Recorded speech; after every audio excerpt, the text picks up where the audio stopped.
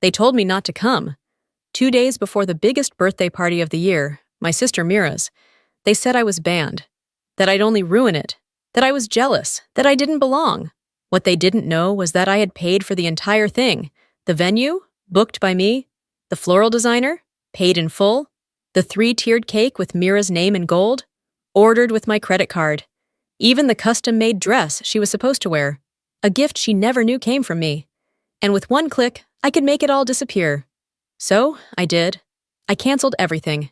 Then I left town without a word. Hi, my name is Linnea Vance. I've spent most of my life being invisible in my own family. The forgotten daughter, the backup plan, the responsible one who pays the bills but never gets the credit. I didn't want praise. I didn't even want a thank you.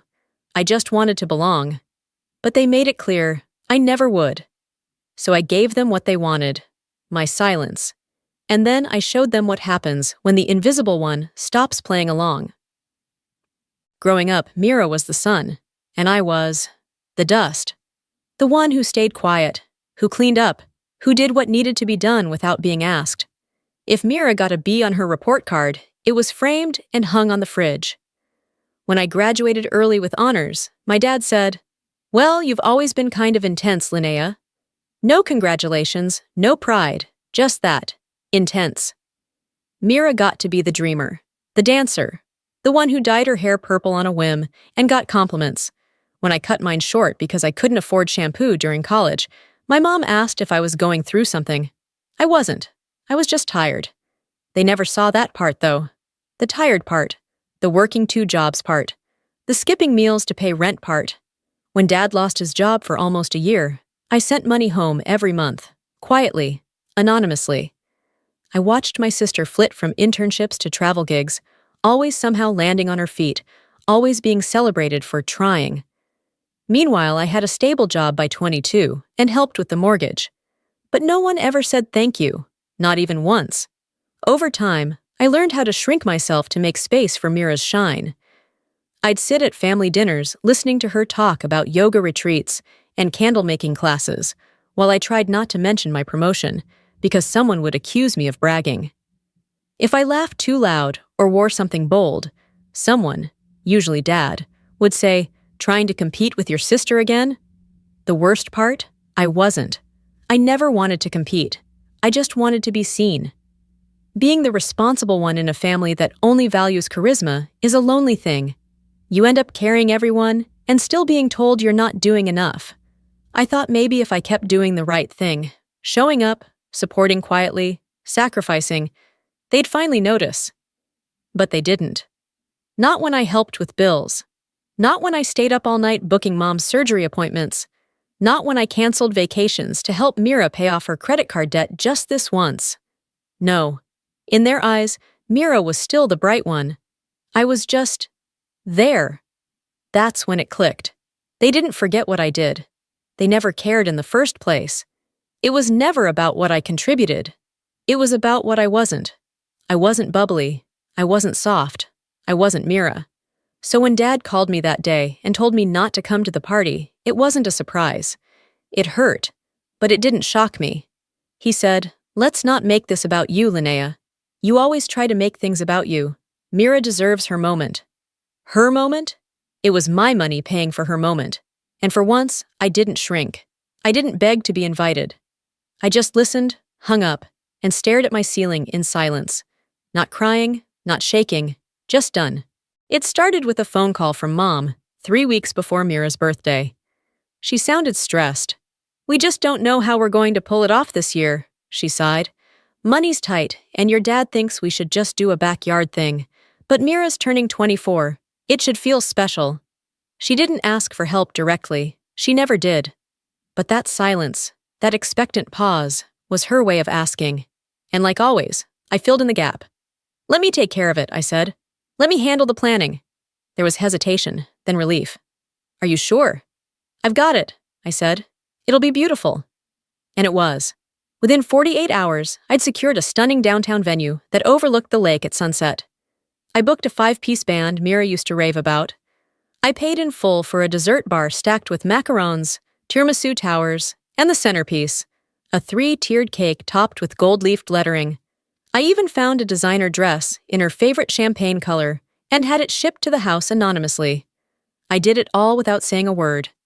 Because I didn't want attention. I didn't want Mira, or anyone, to feel obligated to thank me. I just wanted, for once, to make something beautiful for the people I loved. And feel like part of it, but I should have known better. 2 days before the party, my phone rang. It was Dad. His voice was clipped, distant. "Linnea," he said, "I think it's best if you don't come to the party." I blinked. "What?" "We just want things to go smoothly. No tension, no drama. Mira deserves her day." "What are you talking about?" "You know how you get. It always becomes about you. Just stay away, don't ruin it." I opened my mouth to respond, but no words came.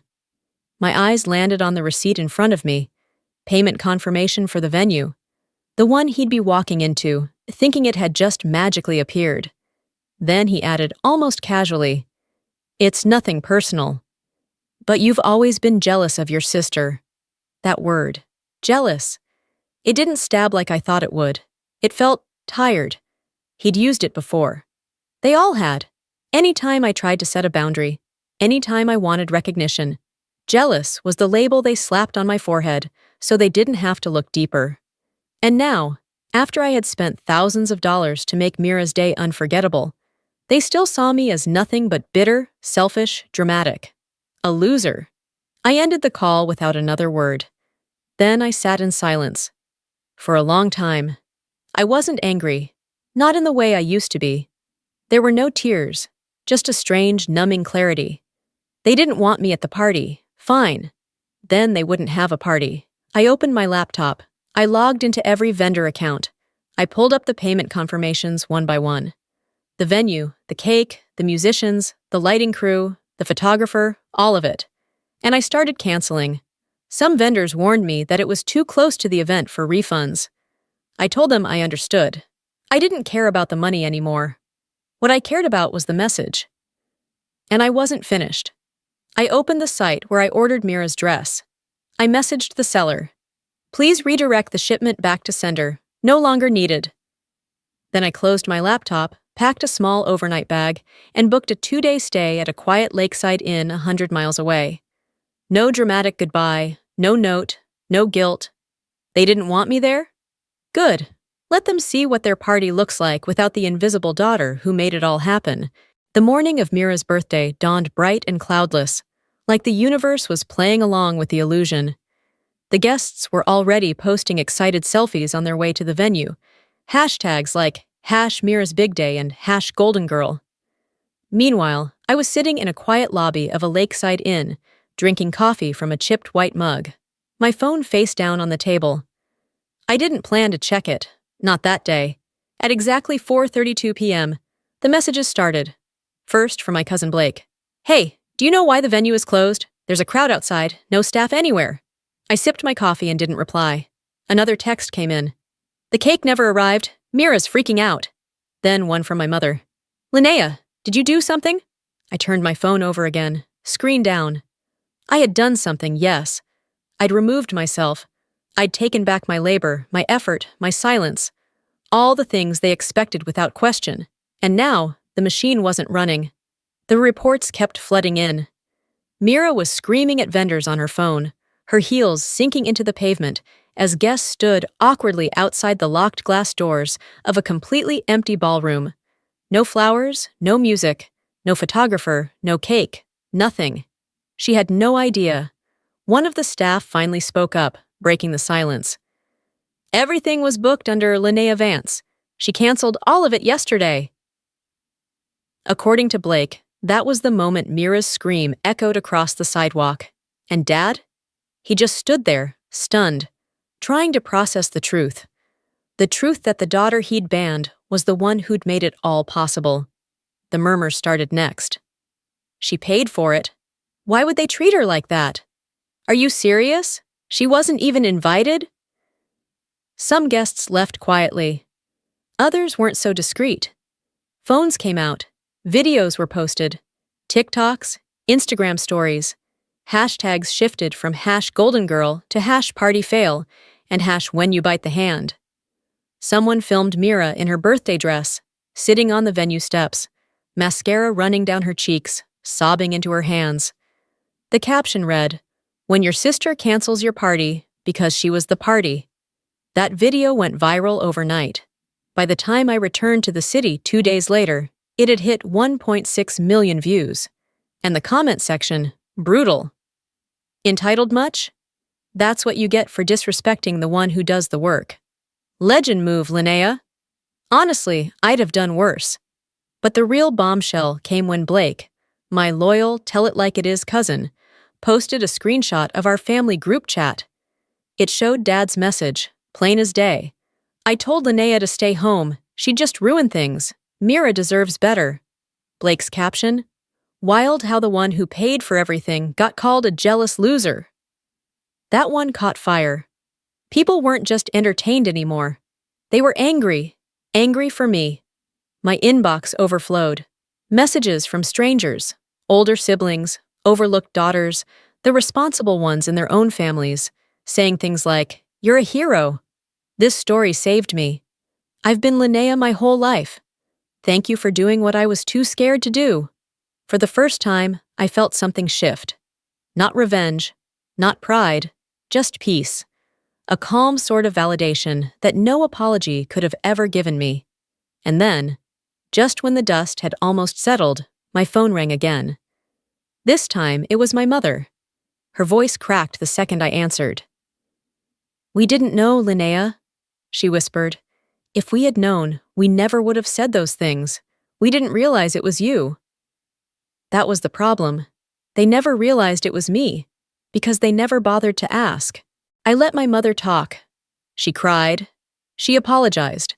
She said she wished things had been different, but all I could think about was how easy it was for her to ignore me until the internet forced her to look. A few hours later, Mira called too. Her voice was hoarse. "Rachel! Linnea! Please! I didn't know. I didn't know any of it. I'm so embarrassed. Can we talk?" I didn't respond right away. Because what was there to say? That I forgave her? That I understood? No. So I said only what was true. "You didn't know because none of you cared to ask. You don't get to cry now." And I hung up. That should have been the end of it, but it wasn't. A few days later, I got an email from a podcast producer. Apparently, they'd seen the viral posts and wanted to interview me for a series on family dynamics, unseen labor, and emotional boundaries. I almost deleted the message. I didn't want to be some social media cautionary tale. But something stopped me. Maybe people needed to hear the story, not for gossip, but for recognition, for everyone who'd ever been pushed aside while keeping everything afloat. So I said yes. The recording took place over Zoom. I sat in my small apartment, camera angled just right to hide the stack of laundry, and told the story. Not to punish, not to provoke, but to be honest. I told them how I'd been the one sending money home when Dad lost his job. How I'd driven Mom to appointments when no one else had time. How I'd listened to Mira cry about breakups, supported her new ventures, even helped her apply for jobs. And still, none of it earned me a seat at the table. I didn't cancel the party to be petty, I said. I canceled it because I realized I wasn't invited to begin with. Not really, not emotionally, not as a daughter. I was just the wallet. I wasn't crying when I said it, but my voice trembled.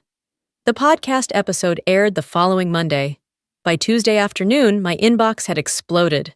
People from all over the country, some even from abroad, wrote to me. One woman said, "I was always my family's emergency contact, but never their priority. Your story made me feel seen." Another messaged, "I sent this to my daughter. She finally understands what I went through." And then came the next twist. A woman named Sasha Lin, founder of a national women's empowerment nonprofit, reached out. She'd heard the podcast and wanted to offer me a speaking slot at an upcoming summit. "Just 15 minutes, she said. "Tell your truth. That's all we ask." I hesitated. Public speaking had never been on my radar. I wasn't the type to stand in front of a crowd. But then I thought, why not? I'd spent my whole life being quiet. Maybe it was time to use my voice. The event was small, About 300 women in a downtown hotel ballroom. But when I walked on stage, every eye turned toward me. And for once, I didn't shrink. I talked about being the responsible one, the overlooked one, the invisible one. But I also talked about boundaries, about leaving with grace, about the kind of love that no longer demands proof. When I stepped off the stage, I wasn't the same woman who had sat silently on the edge of every family photo. I was building something now, and it was mine. After the summit, I thought the attention would fade. But it didn't. Clips from my talk spread across platforms, this time not because I was angry, but because I had found something steadier than rage: clarity. People connected with it, with me. The inbox that once held messages of pity now filled with thank yous. I finally walked away from my toxic siblings. Your story helped me see I wasn't crazy for feeling invisible. So I leaned in. I launched a YouTube channel, The Quiet Light. It wasn't slick. No trendy cuts or dramatic music. Just me, sitting in my tiny living room talking about things I'd never said out loud. Emotional labor, financial boundaries, invisible contributions, and walking away from the families that take you for granted. At first, I thought only a handful of people would care. But the numbers surprised me. Views turned into subscribers. Subscribers turned into supporters. I was offered a brand deal after just 6 videos. Then another. I hired an editor. I started sleeping better. I even took a weekend off, my first in years, just because I could. And for the first time, I didn't feel like I was performing responsibility. I was building something that belonged to me. Then one day, my manager handed me a stack of applications for a part-time assistant. I scanned through them until one name made me freeze: Mira Vance. I stared at the page. Her resume was clean, minimal. Some internships, some volunteering. Nothing recent or steady. The birthday party incident had followed her. No one wanted to hire the girl who went viral for the wrong reasons. I didn't feel satisfaction. I felt still. Out of curiosity, I called her in. I didn't tell her who she'd be meeting. When she walked into the office, her shoes clicked nervously across the hardwood. She didn't recognize the company logo or the walls lined with my video thumbnails. Until she saw me. Her face paled. "Linnea," she said, her voice barely above a whisper. I smiled. "Please, have a seat." She tried to explain, apologize, justify. But I wasn't there for that. "I'm looking for someone who sees people for who they are," I said calmly. "Not just what they can do." I closed her file. "You're not that person." She nodded and left. No shouting, no drama, just quiet. And a door that closed behind her. That was the moment I realized. This wasn't about revenge. It was about release. A few months later, I was standing backstage at a national leadership summit. The room beyond the curtain was filled with hundreds of people, professionals, creators, community leaders, all waiting to hear from the woman whose story had once been titled The Uninvited Sister. I took a deep breath. The clip mic was cold against my collarbone. For a moment, I closed my eyes and remembered it all. The phone call that banned me, the cake I canceled, the silence that followed, and the girl I used to be. I'd spent so long trying to earn a place at a table that had never made room for me. Now I had my own.